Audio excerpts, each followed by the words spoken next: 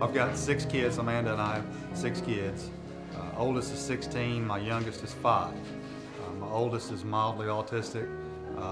So whenever it came to school, whenever he was around 4 years old, we started discussing school, and we realized that a public school setting probably would just not work for him because he has attention problems. And I didn't want him left behind in all this. I'm a speech pathologist. I'm also a mom of 6 children, and my oldest son is on the autism spectrum. He is 16 now, and I worked in many settings. I've worked in the public school setting.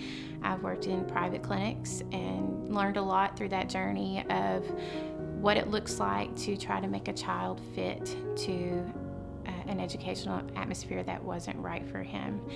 And raising our son is what motivated us to create something a little bit different. We did homeschool him for a while, and the problem with children with special needs is they don't get to join into extracurricular activities that exist in our communities, like team sports or even your local arts club and things. It's a challenge, and to have an experience like that that's successful for children with special needs.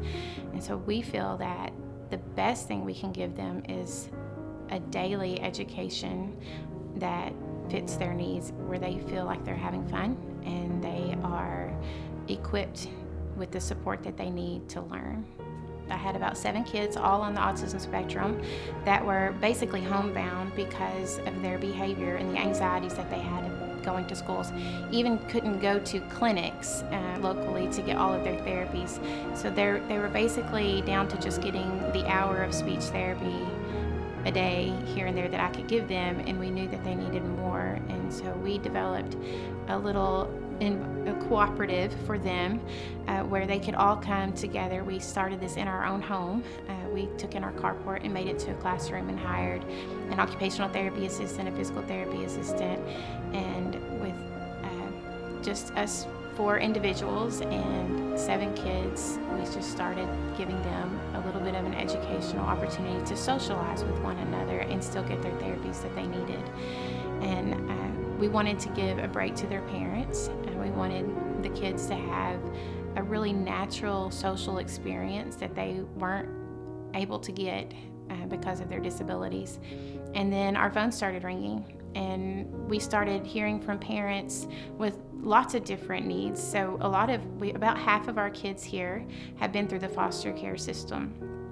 And what a lot of people don't realize is, even though they're talking and walking and reading and writing, being through trauma or maybe things that they've been exposed to even in your utero or early on in life, it creates executive functioning problems. So you have impulsivity, and sometimes the fight or flight is very present in those kids. And so being able to have a different learning atmosphere is very important for their emotional well-being, so that they can get out of that fight or flight response long enough to learn and to not be triggered by the anxieties of just, I can't read this word right now, to help them learn how to cope with those feelings that they have. We have a lot of kids here that have communication difficulties, and so we use things like speech devices or other communication means to help them get an education, whereas they may miss out on opportunities in other typical classrooms. We believe all kids can learn, and despite disabilities or diagnoses, that it just takes a heart and it takes someone to get on their level and really connect with them to help them learn. And so that's what we feel like we can do here in this environment. We feel that there's a lot of kids that are sort of in the shadows and that were needing an option and that did not exist for them. And so We started this about 4 years ago with 7 kids, and now we have 40. And we are still getting calls all the time for parents that are looking for something that fits their child instead of their child having to fit the only 2 options that are there. Most of the time, our parents feel desperate, and they have been searching, and they have been stuck in a situation that they knew wasn't best for their child. And so when they find out that we're out here, there's a lot of relief, I think, and we are able to work together and ask them what their goals are for their children and how can we adapt their educational program to what fits their child. And so they get a lot of input in that, and they get to create a school day for their child that is something that their child can tolerate and that meets them where they are. My name's Nishan. Nishan, Cool. do you love the lighthouse? Do you love the lighthouse? Yes. What do you love about the lighthouse? What do you like? I like to work. You like to work? Okay. Do you like your friends at the lighthouse? Yes. And your teachers? Yes. Yes. Awesome. Perfect, dude. Appreciate it. I like that you get to work with your friends, and you get to choose what you want to learn. And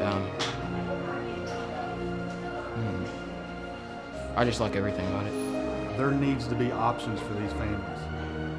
Public school is not for everyone. I'm not a hater of a public school. I'm a product of a public school.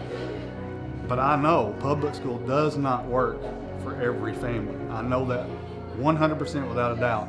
Not all children are the same, and we have to start seeing children as individuals. We know from research that there are many types of learners, and so in order to serve those different types of learners, we need different atmospheres. Give us the freedom to choose, even the ones that can't afford it.